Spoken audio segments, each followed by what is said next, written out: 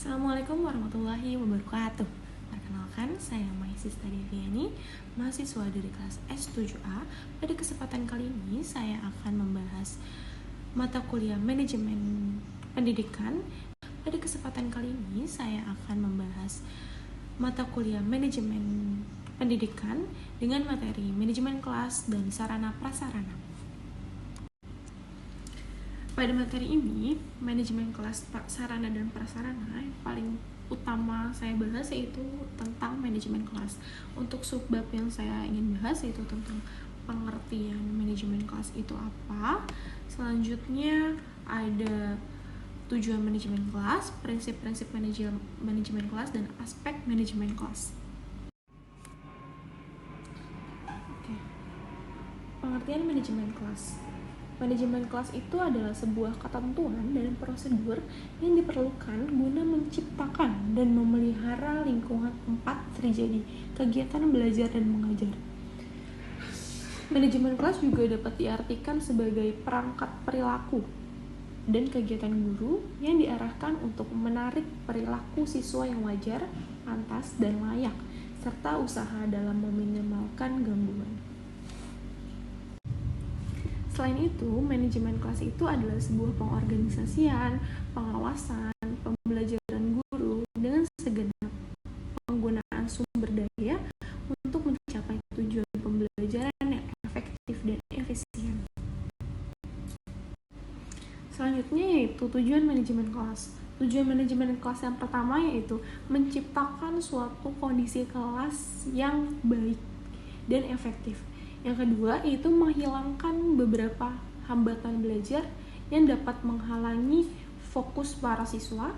Yang ketiga yaitu membina dan membimbing sesuai dengan latar belakang ekonomi, sosial, serta sifat individual para siswa. Yang keempat yaitu menyediakan dan mengatur fasilitas serta peralatan belajar yang mendukung. Selanjutnya yaitu prinsip-prinsip manajemen kelas.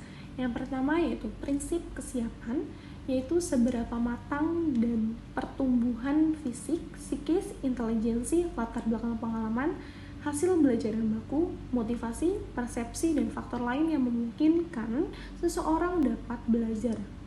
Yang kedua yaitu prinsip motivasi atau motivation, yaitu seberapa besarnya dorongan motivasi para siswa untuk belajar secara sungguh-sungguh.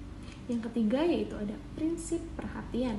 Prinsip perhatian itu strategi kognitif yang mencakup 4 keterampilan yang berorientasi pada suatu masalah. Meninjau isi masalah, memutuskan diri pada aspek-aspek yang relevan, dan mengabaikan stimuli yang tidak relevan. Yang keempat yaitu ada prinsip persepsi.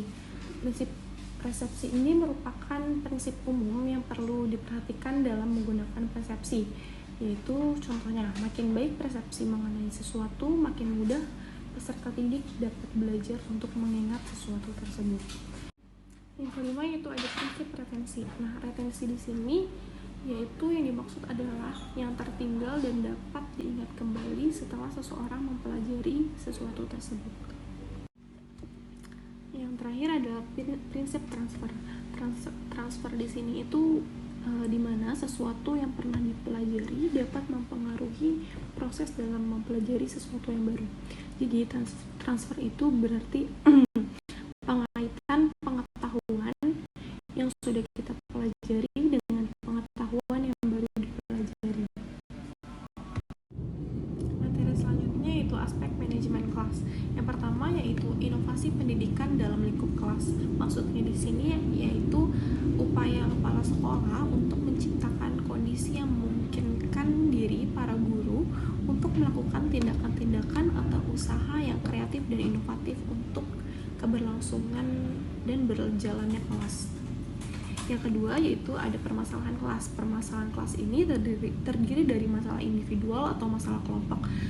Masalah individual di sini itu tergantung para individual para siswa tersebut, dan masalah kelompok di sini yaitu bagaimana mereka dapat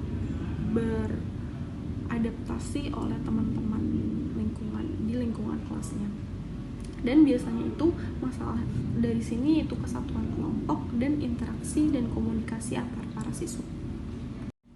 Yang ketiga yaitu kelas yang nyaman dan menyenangkan.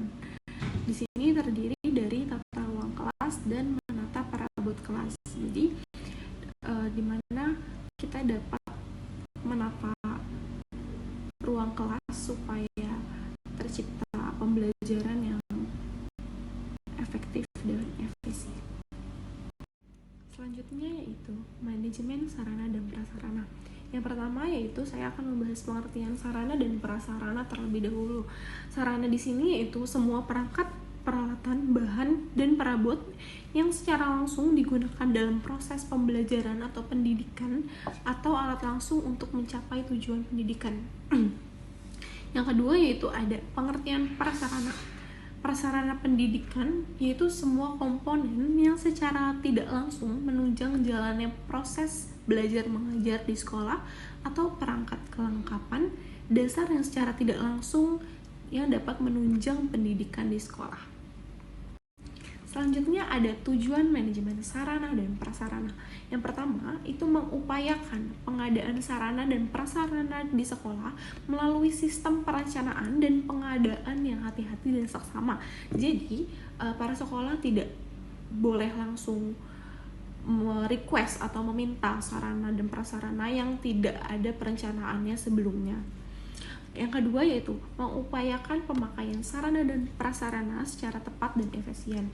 Jadi sesuai dengan tujuan dari sarana ini dibutuhkan apa dan prasarananya juga seperti itu. Ketiga yaitu mengupayakan pemeliharaan sarana dan prasarana pendidikan sehingga keberadaannya selalu dalam kondisi siap pakai.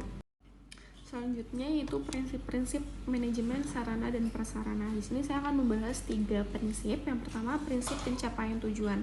Prinsip pencapaian tujuan di sini itu sarana dan prasarana pendidikan di sekolah itu harus selalu dalam kondisi siap pakai dan apabila didaya-gunakan oleh personel sekolah dalam rangka pencapaian tujuan proses pembelajaran di sekolah. Yang kedua itu ada prinsip efisiensi. Pengadaan sarana dan prasarana pendidikan di sekolah harus dilakukan melalui perencanaan yang seksama. Dan yang ketiga yaitu ada prinsip administratif. Manajemen sarana dan prasarana pendidikan di sekolah harus selalu memperhatikan undang-undang, peraturan, instruksi, dan petunjuk teknis yang diberlakukan oleh pihak yang berwenang.